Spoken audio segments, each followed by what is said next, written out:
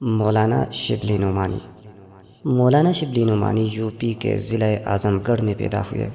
ان کے والد کا نام شیخ حبیب اللہ تھا۔ انہوں نے ابتدائی تعلیم اپنے قصبے میں پائی۔ منطق و فلسفہ، طبیعت و ریاضی کی تعلیم غازی پور میں حاصل کی۔ فقہ کی تعلیم رامپور میں اور علم حدیث کی تعلیم سہانپور میں حاصل کی۔ مولانا شبلی نعمانی سر سید احمد خان کے قائم کردہ مسلم علی گڑھ کالج میں بطور پروفیسر تدریسی خدمات انجام دیتے رہے۔ 1882 عیسوی میں پروفیسر النٹ کے ساتھ اسلامی ممالک کا دورہ کیا۔ ترکی حکومت نے انہیں تمغہ مجیدیہ اور انگریزی حکومت نے انہیں شمس العلماء کا خطاب دیا۔ سر سید کی وفات کے بعد لکھنؤ چلے گئے۔ وہاں ندوۃ العلماء کے نام سے ایک مدرسہ قائم کیا۔ اعظم گڑھ کے مقام پر دارالمصنفین کے نام سے ایک اعلیٰ درجے کا علمی اور تحقیقی ادارہ قائم کیا جو آج تک علم و ادب کی خدمت کر رہا ہے۔ مولانا شبلی نے تاریخی سوانح عمریوں کے ذریعے مسلمانوں کو ان کے سنہری ماضی کی یاد دلا کر مستقبل کی تعمیر پر ابھارنے کی کوشش کی۔ تنقید کے میدان میں شبلی نے مغربی تنقید کے اصولوں اور کچھ حد تک حالی کا اثر قبول کیا ہے، مگر ان کا مزاج خالص مشرقی ہے۔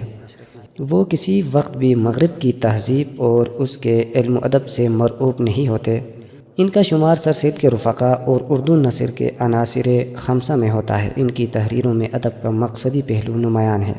ان کا نصب العین یہ ہے کہ مسلمانوں کی تہذیب اور تاریخ کو نئے لوگوں کے سامنے اس انداز سے پیش کیا جائے کہ ان کے دل میں اپنے ماضی کے متعلق خود اعتمادی پیدا ہو اور وہ اپنے مستقبل کو بہتر بنانے کی طرف متوجہ ہوں۔ ان کا بیان عالمانہ، لہجہ پرجوش اور عبارت مختصر ہے۔ ان کی تحریروں میں جوش بیان اپنی پوری آب و تاب کے ساتھ جلوہ گر ہوتا ہے۔ انہیں الفاظ کے برمحل استعمال پر پوری قدرت حاصل ہے۔ وہ موتی چنتے اور پروتے ہیں۔ علمی مسائل کے بیان میں بھی ان کا انداز شگفتہ رہتا ہے۔ عبارت سلیس، روان اور بے ساختہ ہوتی ہے۔ اسلوب محققانہ، جبکہ فقروں میں شعر کی حکمت اور بیان کا جادو ہوتا ہے۔ تاریخ نگاری اور تنقید نگاری میں ان کا مقام بہت بلند ہے۔ شبلی کی نمایاں تصانیف یہ ہیں: سیرت نعمان، الفاروق، المامون، سوانح مولانا روم، الغزالی، اورنگزیب عالمگیر پر ایک نظر، سیرت نبی، شعر العجم، موازن انیس و دبیر، سفرنامہ روم و مصر و شام۔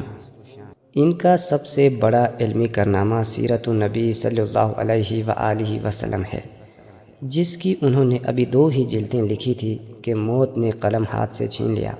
سیرت النبی صلی اللہ علیہ وآلہ وسلم کی بقیہ 4 جلدیں شبلی کے لائق شاگرد مولانا سید سلیمان ندوی نے مرتب کی۔